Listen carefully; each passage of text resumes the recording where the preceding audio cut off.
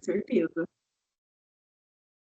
Sim, a gravação foi iniciada e agora vou compartilhar a minha tela. Isso eu também já aprendi a fazer.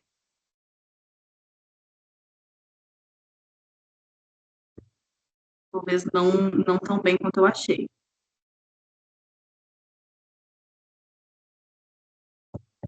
E agora? Peraí, gente.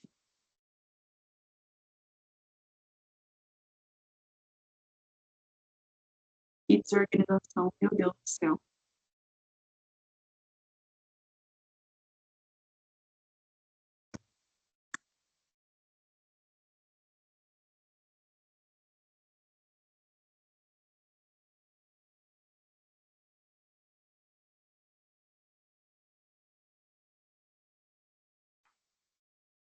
Agora, será que eu consigo? Tela.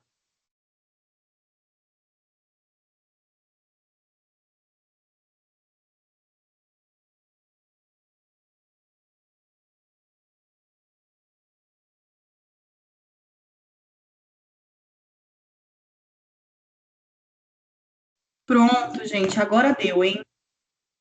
Vou colocar vocês um pouco mais para cá, assim eu acho que fica melhor para vocês me verem, né? Bom, seguinte, hoje nós vamos fazer, vamos começar direitinho, né? Bom dia, gente. Depois de alguns percalços aí, a gente conseguiu finalmente ajustar vídeo e imagem, né? Lembrando que aqui nós somos estudantes de direito, temos um pouco de dificuldade com exatas, com tecnológicas, né? Enfim, e vamos fazer hoje, então, a nossa revisão para prova integrada. Antes da gente começar a revisão propriamente dita, eu quero passar umas dicas para vocês, tá? Na prova integrada, tão importante quanto o conteúdo é a interpretação. Tem muitas questões que vão sim abordar, vão trazer um conteúdo que a gente estudou em sala, mas cuja resposta está no texto. Você precisa saber interpretar. Em algumas questões, muito mais do que saber a própria matéria. Outras, por óbvio, se você não souber a matéria, você não vai saber fazer, mas você precisa treinar e ter habilidade de interpretação de texto, tá bom? Segundo ponto, eu acredito, pela minha experiência já, há algumas provas integradas, que a matéria de teoria geral e história do direito não caia em questão discursiva, tá? Geralmente cai penal, civil, algumas questões de ética, cidadania, que também são questões mais interpretativas, um pouco no estilo redação do Enem, mais ou menos naquela ideia, tá? Teoria geral e história do direito geralmente vem realmente em questões de múltipla escolha, tá? Então, não é algo que vocês precisem se preocupar tanto no sentido de saber elaborar uma resposta muito bem feita. Se bem que para quem já fez a P1, vai ser tranquilo de qualquer forma, porque a matéria da prova integrada é a P1, tá bem? Não vai cair história do direito na prova integrada. Então, hoje a gente vai repassar fonte formal e material, hermenêutica de um modo geral, e o direito estatal e não estatal, tá bem? Bom, então vamos lá. Já começou a travar um pouquinho. Beleza. Então, a gente começou, né, os nossos estudos com epistemologia, que é o estudo do direito enquanto uma ciência. A gente falou da origem da palavra, as definições do direito, a pluralidade de significados, né, o direito como norma, que seria o que a gente trata de fato jurídico, geralmente fato jurídico cai mais dentro ali da seara do direito civil, né?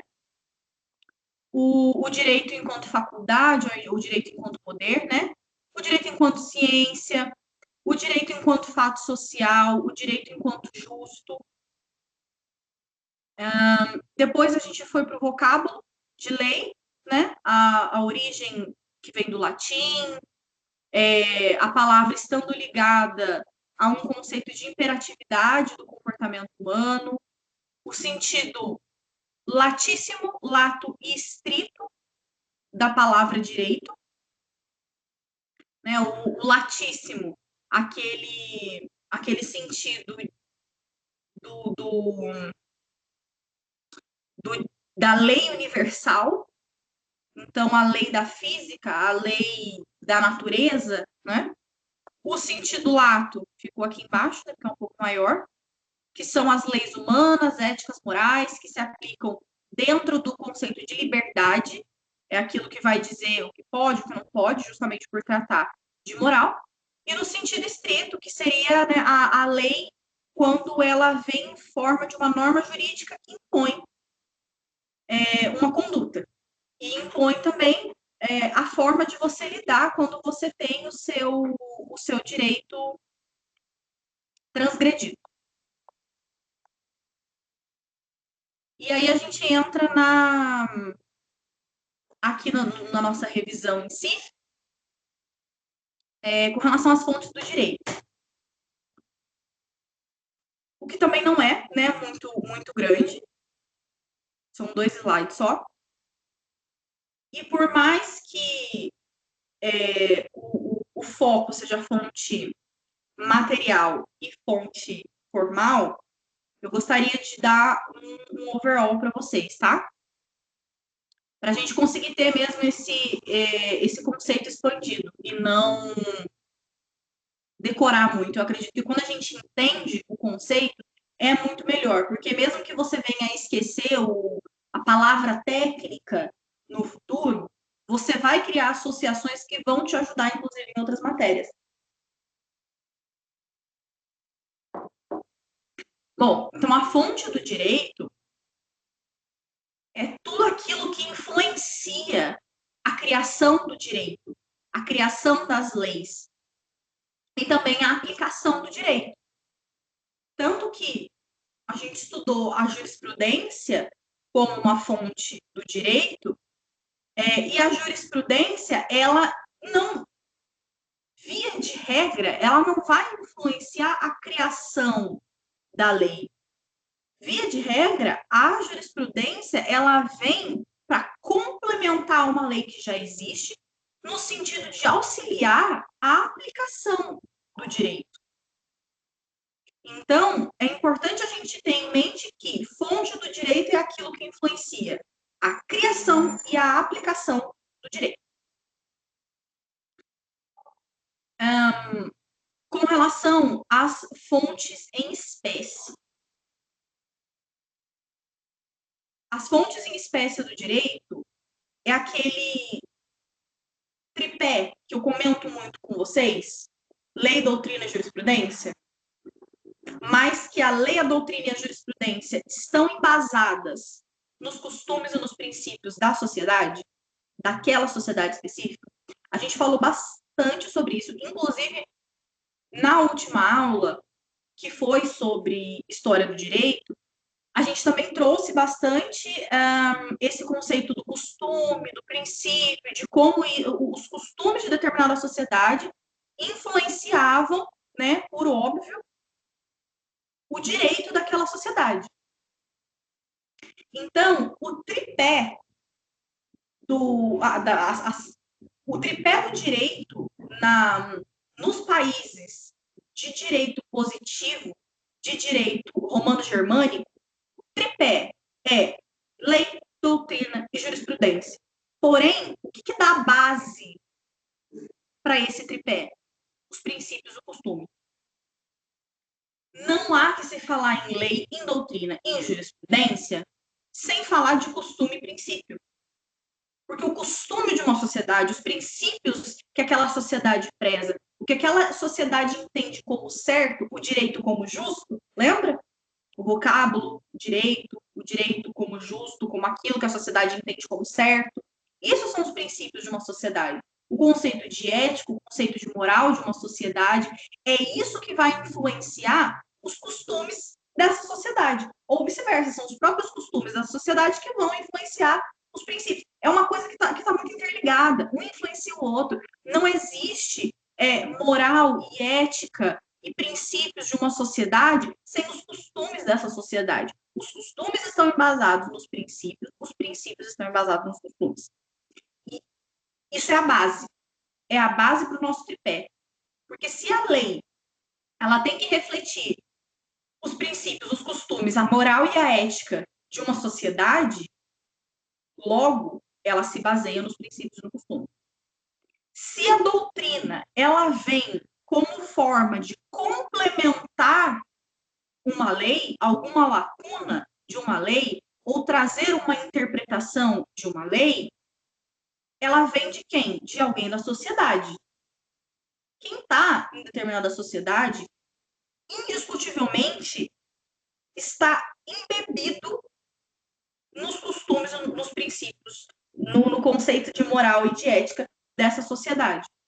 Então, também vai falar de um lugar social, de um lugar de um indivíduo pertencente daquela sociedade. Então, a doutrina, ela também ela também é influenciada, ela também tem como base o costume e o princípio.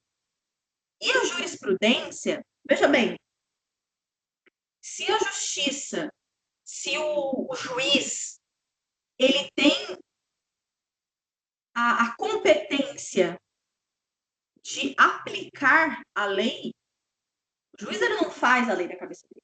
O juiz ele não toma decisão baseado na sua consciência.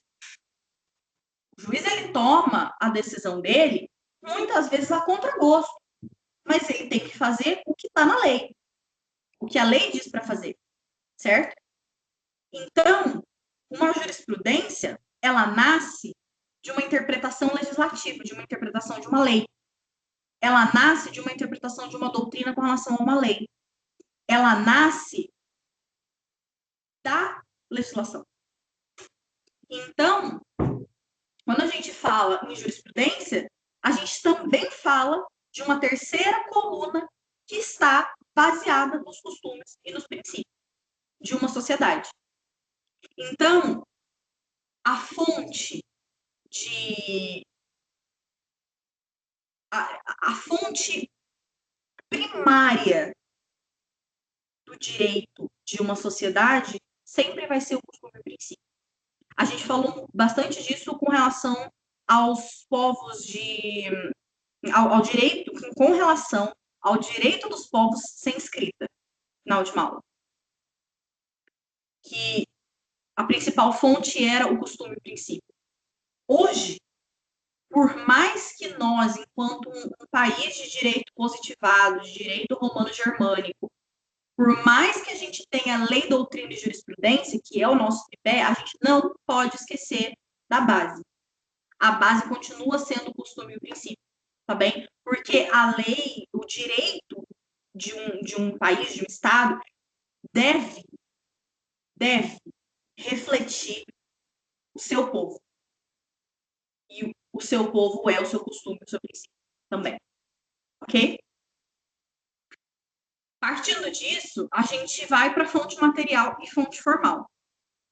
A fonte material, ela vai falar justamente desses fatores éticos, sociológicos, históricos, políticos, que produzem o direito, condicionam o seu desenvolvimento e determinam o conteúdo das normas. Então, é como se o direito material ele fosse a base. Tudo isso que eu falei agora há pouco, com relação a costume e princípio, vai se aplicar à fonte material. Por quê? Novamente, a lei, a doutrina e a jurisprudência, ela vai se basear no costume e no princípio. O costume e o princípio nasce do quê? Nasce da onde?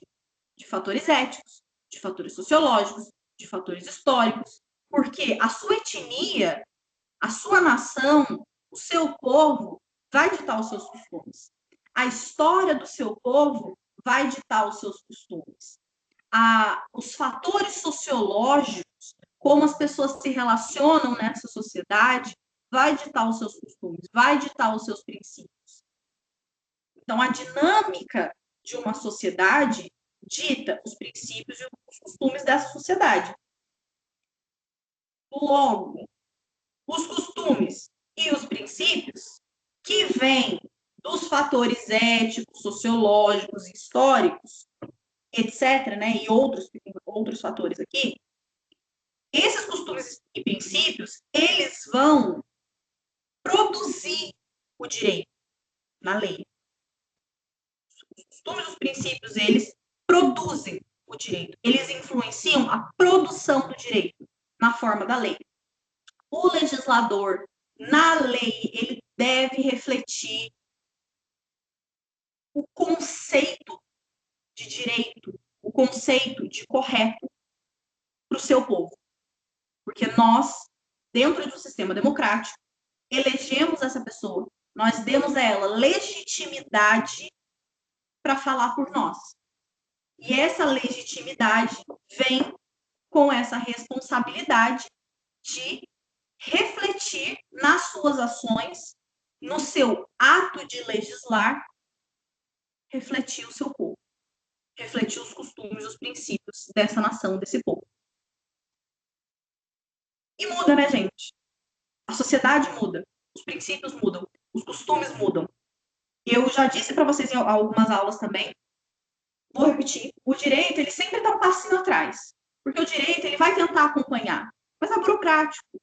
Então, vai estar sempre um passinho atrás, o direito está sempre tentando alcançar essa mudança de costumes e princípios. Mas, via de regra, está um passinho atrás. Mas, continuando aqui. O costume e o princípio vai influenciar a produção desse direito. A produção do direito é a lei, né? A coisa mais básica. Pão com ovo, arroz e feijão. Vai condicionar o seu desenvolvimento. Então, para além do desenvolvimento de uma nova legislação, a gente pode falar aqui da doutrina e da jurisprudência. Uma legislação, quando ela entra em vigor, é quando a gente começa a perceber as lacunas, né? E a doutrina e a jurisprudência, elas vêm para preencher essas lacunas para a gente, para tentar, da forma mais justa, da forma mais coerente com aquela sociedade, preencher essas lacunas. Então, quando a gente fala que a fonte material condiciona o desenvolvimento do direito, a gente está falando aqui de condicionar a doutrina e a jurisprudência. Por quê? Porque a doutrina e a jurisprudência vão também seguir os princípios e os costumes dessa determinada sociedade. Pode ter ali uma ou outra com que revolucionário? Pode. Mas, via de regra, as mudanças no direito, elas são feitas de forma muito paulatina, muito devagar. Justamente por conta da burocracia que é. Porque é muito... Chega a ser perigoso uma mudança repentina. É perigoso para a própria democracia, enfim. Acredito que o professor Antônio saberia explicar isso por óbvio, né? Muito melhor que eu. Então, quando a gente diz que a fonte material do que a gente estava falando, né? A fonte material, enquanto costume e princípio, quando a gente diz que ela condiciona e ela influencia a formação do direito, é justamente porque o costume e o princípio vai influenciar diretamente em como a doutrina e a jurisprudência são feitas. e como isso influencia na lei. Então, é muito mais num sentido subjetivo, quase etéreo. O que é a fonte material, ela não está necessariamente escrita, ela já está dada na sociedade, nos costumes, em como as pessoas pensam. Então, você não tem ali um livro, um código. A fonte material, ela é literalmente material, mas material no dia a dia. A gente vive a fonte material no nosso convívio social, na forma como a gente pensa, na forma como a gente age, na forma como nós, enquanto sociedade, entendemos tal coisa como boa, tal coisa como ruim.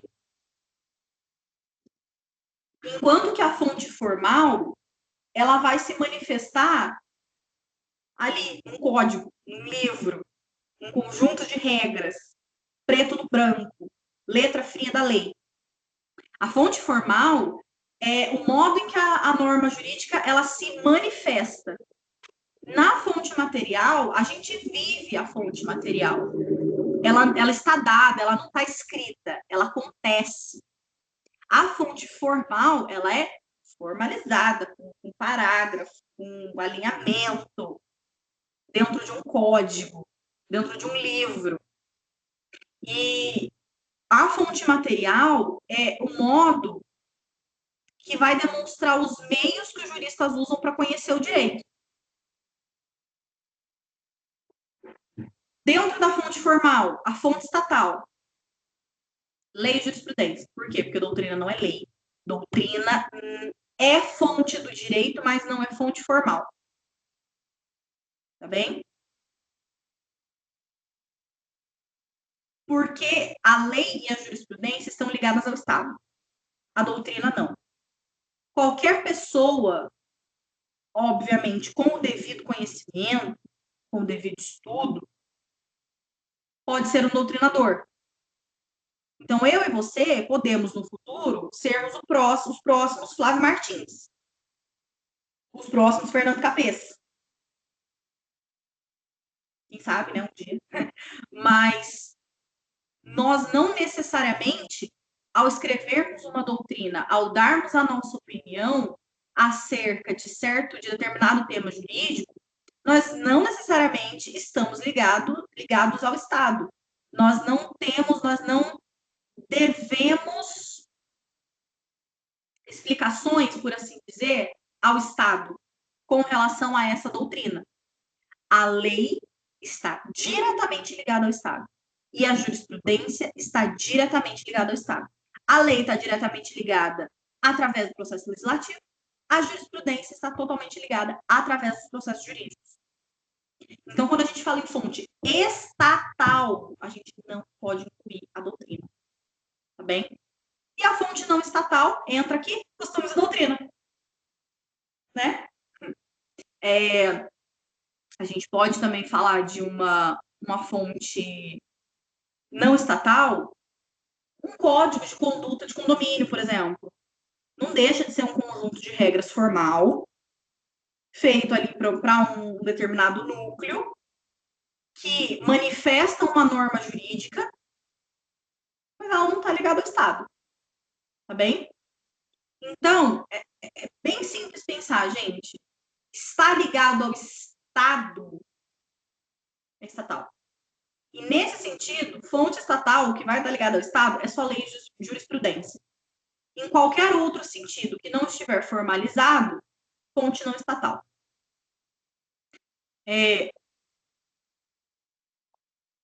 Depois nós já entramos em fontes em espécie,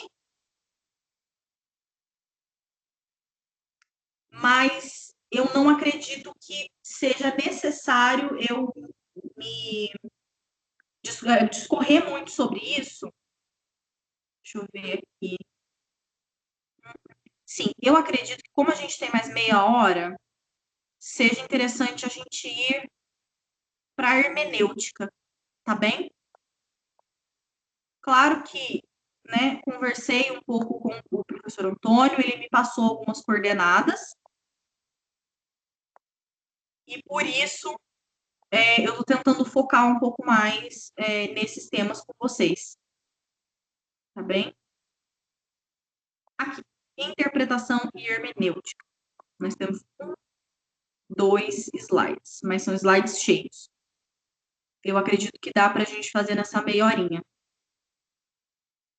Estou tentando falar de uma forma mais calma, assim, sem correr muito, por conta de ser uma revisão, né? É muita coisa que vocês já sabem, mas também para tentar trazer uma abordagem um pouco diferente da que eu trouxe da primeira vez, para quem tem um pouco mais de dificuldade, porque é muito teórico, né? Teoria geral do direito, mas essa parte é extremamente teórica, fica muito no campo das ideias e pode realmente dar, né, uma confundida na cabeça, dar um nó na cabeça.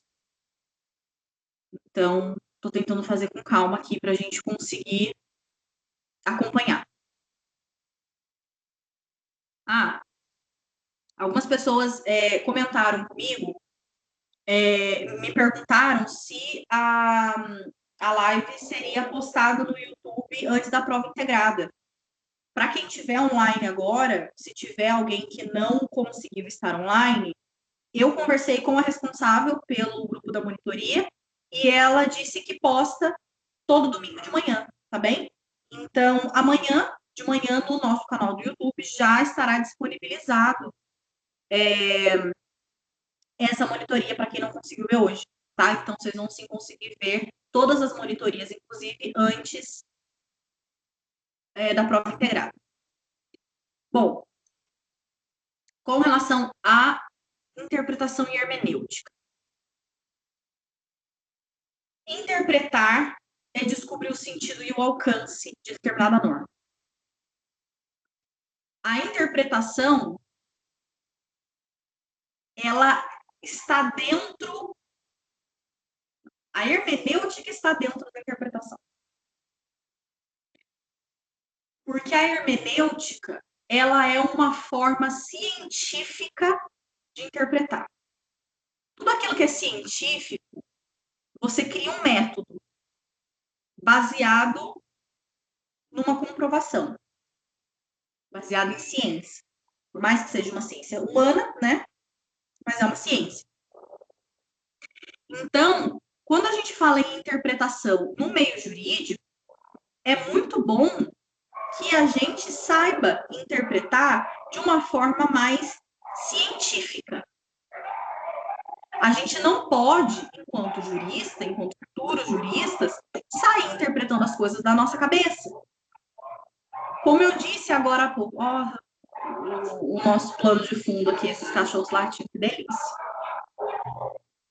Enfim, como eu disse há pouco, o juiz, ele não pode tomar as suas decisões ao seu bel prazer, baseado na sua própria consciência. Ele tem uma lei para ele seguir. E ele também não pode, ou não deveria, interpretar esta lei ao seu bel prazer e distorcer ao seu bel prazer. O jurista, ele deve interpretar a lei de forma científica, até mesmo para que se possa fazer uma jurisprudência de qualidade, para que se possa trazer à tona doutrinas coerentes, coerentes com aquela sociedade, coerentes com o direito que já está posto, com a lei que está posta.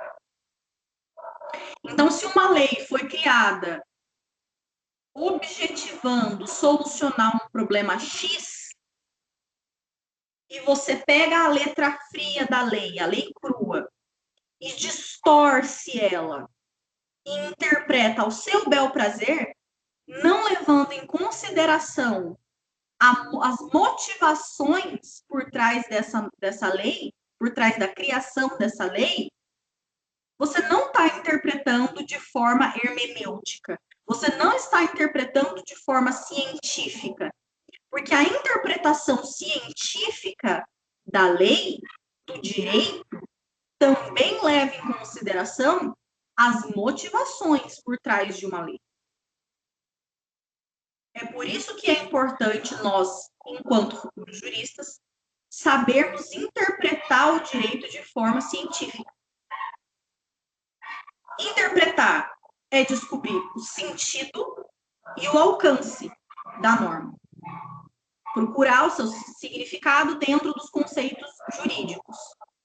Então, qual que é o sentido? Por que essa norma foi criada? Até onde ela vai? Qual que é o alcance dela? Qual que é o real alcance dela? Ela chega onde ela deveria chegar? Ela chega, ela sana o problema que ela visava sanar? Qual que é o real alcance dessa norma? Qual que é o seu significado? O que significa essa norma dentro dos conceitos jurídicos?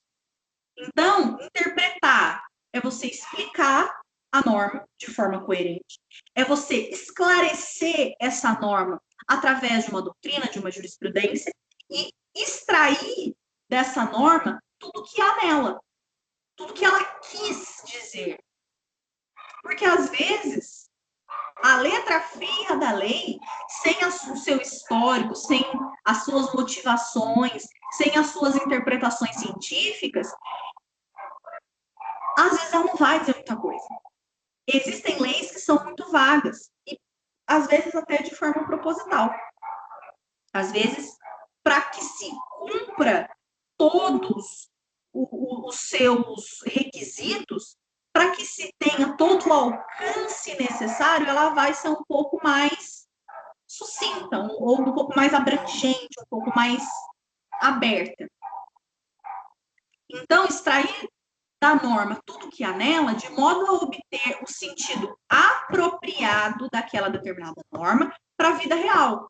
Então, eu vou extrair dessa norma o seu sentido, o que ela realmente quer dizer, de acordo com o seu histórico, que levou o nosso Congresso Nacional, ou a nossa Assembleia Legislativa, ou a nossa Câmara Municipal, o que levou o nosso Legislativo a criar essa lei. Isso é encontrar o sentido real dessa norma. E como ela se aplica de forma, na vida real, de forma coerente. Como que ela vai se aplicar ao caso concreto? Ela está sendo eficaz, ela está realmente sanando o problema que ela se propunha sanar? Ou seja, você interpreta essa norma jurídica de acordo com o seu alcance, olhando para o seu alcance, analisando o seu alcance. Então, dentro da interpretação científica, dentro da hermenêutica, nós procuramos o sentido da norma e o alcance da norma.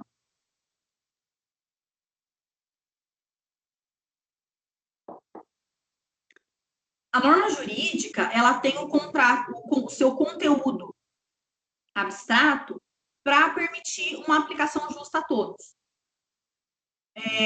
Nesse sentido, eu gosto bastante de trazer para vocês o exemplo do direito penal. É claro que a gente sempre acaba falando sobre aquilo que a gente tem mais facilidade, né? A minha maior facilidade, com certeza, é em direito penal, então eu acabo trazendo mais exemplos nesse sentido para vocês. Mas veja bem, eu já falei bastante aqui, e com certeza a Luzia também já falou inúmeras vezes, com relação ao direito de punir em abstrato do Estado. A norma jurídica, ela tem que ser abstrata. Ela tem que ser abstrata para que ela possa permitir uma aplicação justa. Abstrata em que sentido? Vamos pensar lá, no artigo 121 do Código Penal. Matar alguém, pena de tanto a tanto, reclusão de tanto a tanto. A norma jurídica, essa norma jurídica em específica, ela diz quem? Ela diz alguém. Quem mata quem? Alguém. Se um indivíduo mata o outro, pena, reclusão de tanto a tanto, certo? Então, o matar alguém, pena, reclusão de tanto a tanto, é uma norma abstrata. Eu não estou dizendo na norma jurídica que se a Joana matar a Fernanda, ela vai cumprir uma pena de reclusão de 20 a 30 anos. Eu não estou dizendo isso. Estou dizendo que matar alguém dentro daquela condição LGBT, inciso, parágrafo, não, mas matar alguém te traz a consequência tal. Isso vai permitir a aplicação justa a todos os indivíduos daquela sociedade, a todos os indivíduos a qual aquela lei abrange. Por quê? Porque eu não posso fazer uma lei para Fernanda e outra lei para o Pedro. Entende? E aí é claro que vamos abrir aqui um parênteses, tá? Vamos lá, abrimos o parênteses. Nós temos muitas leis que falam de minorias, né? Que vão falar de grupos específicos da sociedade que vão ter direitos X e Y e que é só para aquele determinado grupo. Ainda assim, essa norma ela é abstrata, porque ela não está falando de fulano e ciclano. Ela está falando de todos aqueles que se encaixarem dentro das características, dentro dos requisitos X, Y, Z, está contemplado por essa norma. Mas ainda assim, pode ter gente que entenda isso como uma norma não abstrata. Não é essa a discussão. O ponto é minorias materiais, não é nem essa a palavra, né? Nós temos uma minoria formal, uma minoria material. Nós temos, o Estado tem que preservar e tem que cuidar das suas minorias, mesmo que essa minoria não seja formal, não seja numérica, tá bem? Mas ainda assim, essas legislações que vão tratar sobre as minorias, que nem lá o feminicídio, matar mulher por razão do sexo feminino ou em violência doméstica, matar mulher, não, ou seja, o homem não se abrange, mas ela ainda assim ela é abstrata. Por quê? Porque eu não estou falando matar a Júlia, matar mulher. Todos os indivíduos da sociedade brasileira que se encaixam no requisito mulher entra nessa lei. Ele é abstrato. Ele especificou, ele deu um critério a mais para você se encaixar aqui? Deu, mas ele ainda é abstrato. Ele não está falando o fulano, o ciclano. Ele te deu requisitos. Ele te deu ele pré-estabeleceu condições para que você fosse abrangido nesse grupo. E isso se faz necessário para que a gente defenda de forma eficaz, para que a gente atenda às necessidades de forma eficaz de determinados grupos. Certo? Se não fosse assim, a gente não ia poder, por exemplo, falar de estupro de vulnerável. Correto? Então, esses recortes, esses requisitos pré-estabelecidos, eles podem, às vezes, soar como uma lei de conteúdo não abstrato, mas se a gente pensar um pouquinho mais, a gente vê que ainda assim ele é abstrato. Ele traz requisitos, mas todo cidadão brasileiro que se encaixar naqueles requisitos estará abrangido, abraçado, protegido por aquela legislação. Tá bem? E é preciso que a lei seja abstrata para uma aplicação justa. Então, toda pessoa que matar uma mulher pela condição do sexo feminino ou em situação de violência doméstica responderá pelo 121A. Toda pessoa, qualquer pessoa, entende que é abstrato?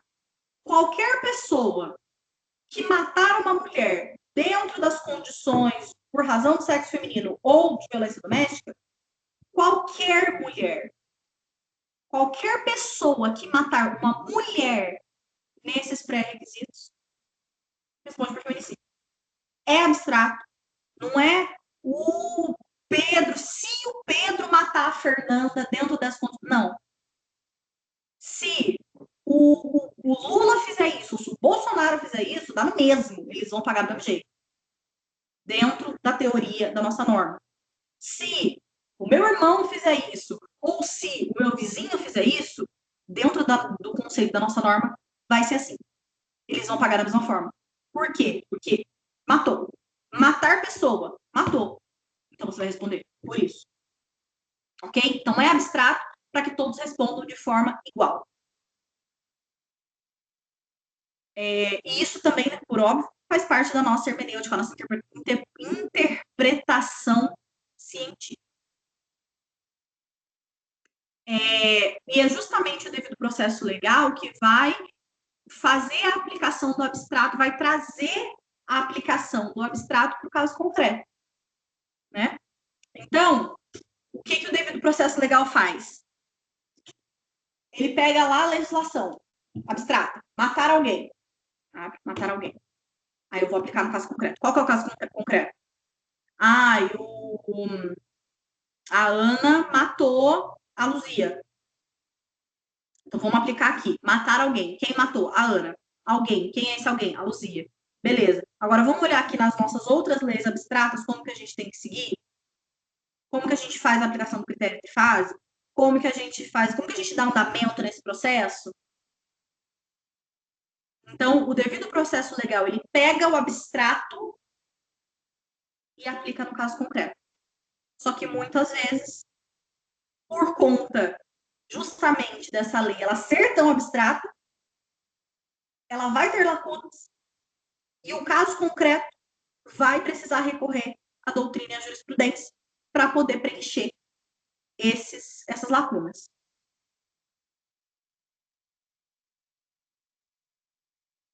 Que é justamente o que está nesse quadro rosinha aqui embaixo, nesse pequitito. No entanto, apenas a norma abstrata não é o suficiente para resolver os conflitos da vida social, pois, por vezes, permite várias interpretações. A lei, às vezes, ela é tão abstrata que ela vai te permitir várias interpretações. E quando que a gente acha a lacuna? Não é quando a gente está escrevendo. Porque quando o legislador está lá escrevendo, ele acha que ele arrasou. Quando que ele acha o buraco da lei? Quando ela está sendo aplicada ao caso concreto. Os casos concretos são criativos, minha gente.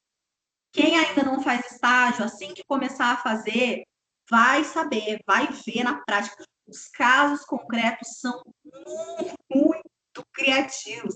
É impossível o legislador pensar em todos os casos concretos possíveis. E eles tentam.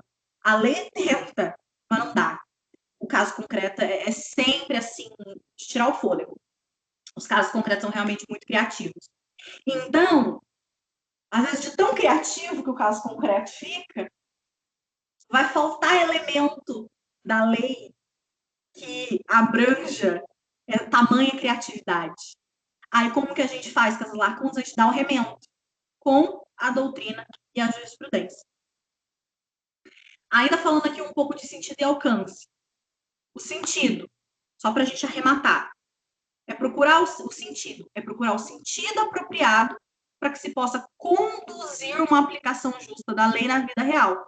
Eu vou procurar o sentido daquela norma, os motivos, o histórico, qual problema ele procurava sanar, para que assim eu possa fazer uma melhor interpretação do sentido dessa norma para trazer uma aplicação mais justa dessa lei na vida real, no caso concreto. E o alcance. duas leis elas podem ter o mesmo sentido, tá? Mas ter a extensão ou alcance diferente. Então, quando determinada norma é feita, o seu sentido, a sua função, ela foi pensada para abranger determinado grupo, para resolver determinado problema. Só que às vezes duas normas elas vão ter a intenção de resolver o mesmo problema, porém para grupos diferentes. Por quê? Porque esses dois grupos têm necessidades diferentes, tá bem? E aí a gente usa bastante como exemplo a CLT e o Estatuto do Servidor Público. Ambas as normas, elas buscam proteger o trabalhador. Elas buscam elencar os deveres e os direitos daquele trabalhador. Só que você entende que o CLT e o servidor público, eles trabalham em esferas muito diferentes. O servidor público trabalha para o Estado. Isso vai e acaba mexendo muitas vezes com coisas muito sigilosas do Estado. Enquanto que o CLT vai mexer com coisas muito sigilosas do privado, do setor privado. Vai trabalhar, vai desenvolver a sua atividade em prol do setor privado, enquanto o servidor público desenvolve a sua função em função, em prol do Estado. Logo, eles têm direitos e deveres que, por vezes, são diferentes. Todos eles têm direito a férias, todos eles vão ter direito a salário, todos. Então, assim, tem algumas regras, alguns direitos que são parecidos. Tem alguns deveres que são parecidos. Mas, devido à tamanha diferença entre a execução do trabalho de um e a execução do trabalho de outro, desses grandes grupos, foi necessária a criação de duas leis diferentes para lhes garantir os mesmos direitos, a mesma proteção. Então, ambas as leis, o Estatuto do Servidor Público e a CLT, eles têm o mesmo sentido. Eles pretendem proteger o trabalhador. Mas quando a gente chega no alcance, a gente vê que o alcance da CLT é o trabalhador do setor privado. É específico para aquele grupo, para aquele grande grupo. Enquanto que o Estatuto do Servidor Público, o alcance dele é esse outro grande grupo com suas especificidades. Entende? Então, mesmo que o sentido seja igual ao alcance, ele pode ser diferente. Tá bem? Então, a hermenêutica é a teoria científica da interpretação, foi o que eu já comentei com vocês. Ele vai construir um sistema que fixa o sentido e o alcance das normas. Então, ele vai trazer um sistema científico. Um sistema pré-pronto. Que é tudo isso que a gente está estudando aqui.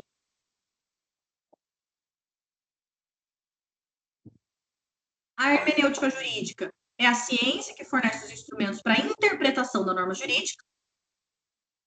E nós temos duas espécies de interpretação, quanto à origem e à fonte de que emana, e quanto ao método, né, que são as técnicas imperativas. Vamos começar quanto à origem e à fonte de que emana, né, o quadrinho aqui à nossa direita. Quando a gente fala da origem, da fonte de que emana essa interpretação, nós podemos falar da origem da fonte judiciária ou usual, né? A interpretação dos juízes, que é a jurisprudência. Aqui a gente pode até falar das decisões isoladas. Jurisprudência não é caso isolado. Caso isolado não configura jurisprudência. Ele pode engatar uma jurisprudência? Pode. Toda jurisprudência foi um caso isolado algum dia. Mas um caso isolado, uma andorinha não faz verão. Uma andorinha Pode chamar outras andorinhas para fazer verão com ela? Pode. Mas enquanto as outras andorinhas não vierem, não faz verão, não há jurisprudência. Ok? Mas, quando a gente fala da origem, da fonte de que emana a ciência, a interpretação da norma jurídica, aqui a gente pode falar de jurisprudência e de uma decisão isolada. Tá bem? A origem autêntica ou legal é aquela dada pelo legislador através de outra lei. Então, existe um tipo de lei que é uma lei interpretativa, que ela tem uma força, ela tem a força obrigatória, assim como as demais. Então, se o legislador faz uma lei e ele percebe uma lacuna interpretativa, ele pode falar, ei, peraí, deixa eu mesmo resolver esse problema. Eu não vou deixar esse problema para o doutrinador e nem para a jurisprudência, nem para o juiz fazer jurisprudência. Deixa que eu mesmo resolvo. Eu fiz a cagada, eu mesmo resolvo. Ou é realmente uma lei que é muito aberta à interpretação, então vou eu mesmo garantir que essa lei seja interpretada de acordo com o seu sentido. E aí, o que ele faz? Ele faz uma lei onde se explica, onde se impõe a interpretação de outra lei. Então, nós já temos uma lei, nós temos a lei A. O legislador vai e cria a lei B. A lei B, ela vai falar sobre a interpretação da lei A. E vai tornar obrigatória a interpretação da lei A. Entende? É uma lei. Tem força de lei, tem força obrigatória, tem força como as demais. Enquanto que uma jurisprudência, desde que não seja uma súmula vinculativa, não tem obrigatoriedade, enquanto que uma doutrina não tem obrigatoriedade de entendimento nos tribunais, uma lei interpretativa tem. Um juiz ele é obrigado a interpretar determinada lei de acordo com a sua respectiva lei interpretativa, se houver. Tá bem? Quanto à origem doutrinária ou científica, a interpretação dos juízes nas suas obras, é porque geralmente o doutrinador ele é direito. Geralmente, um doutrinador vai ser um professor, vai ser um juiz, vai ser um advogado renomado, né? E dentro dessas obras, dentro dessas doutrinas, eles analisam à luz dos princípios filosóficos e científicos do direito. Os princípios do direito, lembram? Lá no comecinho dos slides. Então, eles vão interpretar não de acordo com a sua... Claro, de acordo com os seus pensamentos, por óbvio, mas não de acordo com qualquer critério. Deixa eu analisar aqui, eu vou usar o critério que eu quiser. Não. O doutrinador sério, como eu disse, na maioria das vezes são juízes, são professores, eles entendem os princípios do direito, eles entendem o direito. Então, eles vão interpretar determinada norma jurídica de acordo com esses princípios filosóficos e científicos do direito. E também de acordo com a realidade social. Porque não adianta que determinada norma esteja de acordo com os princípios filosóficos e científicos do direito e não abranja a vida real. Não faz sentido. Não resolve nada. Então, por vezes, a doutrina ela vai ser uma crítica a essa lei, a essa norma jurídica que não alcança a realidade, tá? E quanto à origem administrativa, a interpretação dos órgãos administrativos, do presidente da República até outras autoridades. Um pouco menos importante, mas pode ser que tenha uma pegadinha ou outra, né, nesse sentido. A origem de uma norma jurídica também pode ser administrativa, a origem da interpretação de uma norma jurídica também pode ser administrativa, né? Então, quando qualquer representante do executivo, a qualquer nível, né, municipal, estadual, federal, e os seus órgãos adjacentes, como os ministérios, quando eles interpretam uma norma jurídica, isso também é uma interpretação, é uma espécie de interpretação quanto à origem, tá bem? Quanto à fonte, aqui é quanto à origem. Então, eles também podem trazer essa fonte de interpretação. Mas observem que, se a gente tirar a parte administrativa, que é puramente usual, puramente técnica, puramente prática, né? Quanto à origem administrativa, ela é puramente prática. Se a gente tira ela, nós temos, de novo, o quê? Lei, doutrina e jurisprudência. E a lei, a doutrina e a jurisprudência está baseada no quê? Nos princípios do direito, nos costumes da sociedade. Nananana. Eu vou terminar o semestre dessa monitoria falando isso. E para a gente finalizar aqui rapidinho, nós temos as espécies de interpretação quanto ao método de interpretação, né, que são as técnicas interpretativas. Nós temos a técnica gramatical ou filosófica, que vai levar as palavras ao pé da letra. Ela vai se apoiar na gramática, no sentido de cada palavra, vai até, muitas vezes, aperfeiçoar a redação da lei para ajudar a interpretação do seu real sentido. E é o primeiro passo da interpretação. Então, quando sai uma lei nova lá, quando é promulgada uma nova lei, qual que é a primeira técnica interpretativa que você vai usar? Que qualquer pessoa vai usar? A gramatical filosófica. É você pegar lá a lei, beleza, eu vou ler. O que ela está dizendo? Ela está dizendo que não pode fazer tal coisa, ou que a partir do dia tal, do ano tal, eu não preciso mais pagar tal e tal imposto. Legal. É a gramática que está me dizendo isso. É a palavra. Literalmente a palavra escrita, é a conexão gramatical que eu faço por saber ler, que eu entendo o que está escrito. A técnica interpretativa é saber ler. Trocando em miúdos. E muitas vezes essa técnica vai até aperfeiçoar ali, né, a redação da lei, tipo, nossa, tal coisa tá meio ambígua e tal, e vai aperfeiçoando a redação da lei.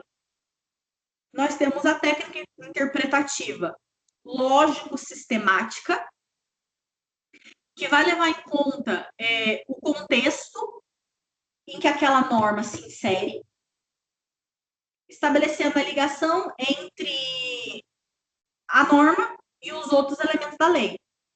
Então, para mim, não basta saber o que está escrito naquela lei.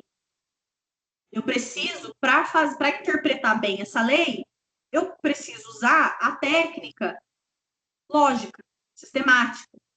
Aonde que essa lei está inserida? Qual é o contexto dessa lei? Por que ela está aqui? Qual a ligação dela com leis anteriores? Eu preciso de outra lei para que ela tenha uma maior eficácia? Ou ela atinge de alguma forma uma outra lei? Então, é entender o contexto em que essa lei está inserida, que essa norma jurídica está inserida. E, a partir disso, você interpreta essa nova norma jurídica. A técnica interpretativa histórica, que vai se basear nos antecedentes dessa norma, as motivações dessa norma, anda bem junto ali com a lógica sistemática, tá? Então, assim, a histórica, ela vai procurar entender desde a promulgação, desde antes da promulgação, as motivações que precederam, qual foi o histórico, aconteceu alguma coisa antes para essa lei existir? O que aconteceu para a Lei Maria da Penha existir? Por que ela existe? Qual foi o histórico antes dela? Qual que é a história da Maria da Penha? É a partir desse raciocínio que a técnica interpretativa histórica vai seguir para tentar interpretar essa nova lei, essa nova norma. E é por isso que, nesse ponto específico, o intérprete ele precisa ter um pouco mais de repertório, tá? E a técnica interpretativa sociológica, que ela vai se basear na adaptação do sentido da lei à realidade e à necessidade social. Então, essa lei, ela faz sentido na realidade, na nossa realidade? A aplicação prática, ela vai funcionar na nossa sociedade? Ela está resolvendo, ela vai resolver alguma coisa? Então, eu vou procurar interpretar essa nova lei de forma que ela traga benefício. Ah, é uma lei bem aberta, dá para a gente interpretar A e dá para a gente interpretar B. Só que B não beneficia a sociedade. B não faz sentido. B não soluciona a real necessidade da sociedade no momento. Então, por mais que B seja possível de ser extraída dessa norma, qual sentido eu vou aplicar? Qual interpretação eu vou aplicar ao caso concreto? A realidade? A interpretação A. Por quê? Porque a interpretação A, ela faz sentido com a vida social. Ela faz sentido com os problemas, ela resolve o problema social. Bom, eu acredito que seja isso, né? Depois que a gente já começa a história do direito, que é na próxima semana. Na próxima semana, a gente já volta a dar continuidade com a parte. Eu acredito que a gente parou em direito romano, a gente vai começar direito romano. Eu não sei se o professor Antônio já entrou em história do direito com vocês, mas como eu disse anteriormente, é proposital eu estar um pouco adiantada, foi acordado com ele, tá bem? Quem quiser a minha prova de teoria geral do primeiro semestre, pode falar comigo, tá bom? Eu tenho ela escaneada e eu envio para vocês. Mas a prova é a P2, tá bem? Não é a prova integrada, não tem nem como eu oferecer isso para vocês, né? As minhas antigas provas integradas. Mas se alguém tiver alguma dúvida, pode me chamar. Se alguém precisar, sei lá, quiser ter acesso a alguma prova antiga, pode me chamar também, tá bom? E, gente, é isso. Eu vejo vocês no próximo sábado, tá bom? Espero que tenha funcionado essa dinâmica, né, de áudio aqui e câmera aqui. E, bom, é isso. Beijo, até sábado que vem.